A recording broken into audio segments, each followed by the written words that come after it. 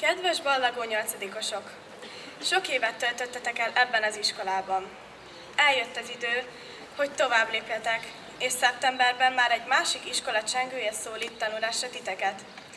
Itt az ideje a búcsúnak. Búcsúztok tanáraitoktól, az iskola dolgozóitól, tőlünk iskolatársaitoktól és a tantermektől.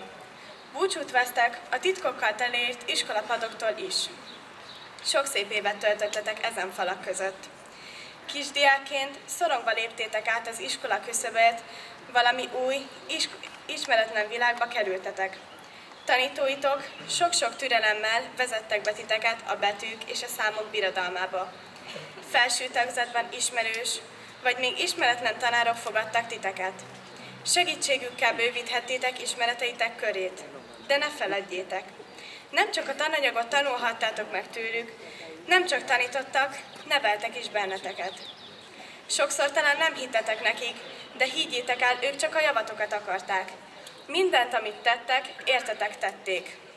Ne feledjétek az iskolai táborokat, csendes napokat, istentiszteleteket, áhítatokat, hiszen ezek lelki épüléseitekre szolgáltak.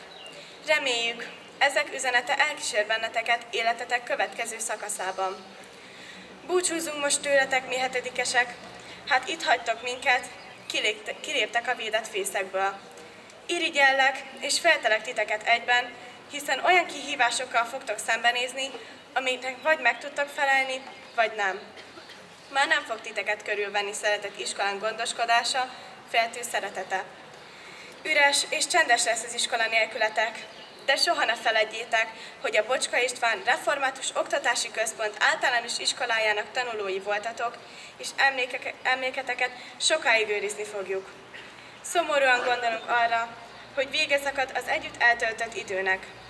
Többet már nem követünk el együtt diákcsínyeket, nem mesélhetünk egymásnak mulatságos, tanulságos történeteket. Kívánjuk, hogy mindent, amit el szeretnétek élni, sikerüljön.